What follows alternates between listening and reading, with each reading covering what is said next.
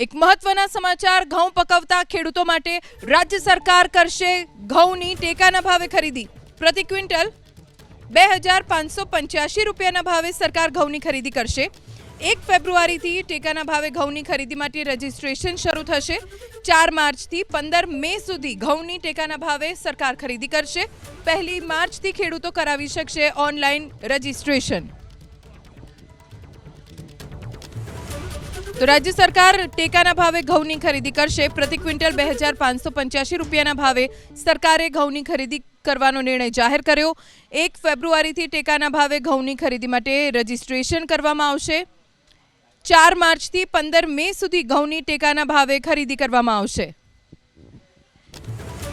तो राज्य सरकार टेकाना भावे घऊनी खरीदी करशे प्रति क्विंटल 2585 रूपियाना भावे सरकारे घऊनी खरीदी करवानो निर्णय जाहेर कर्यो।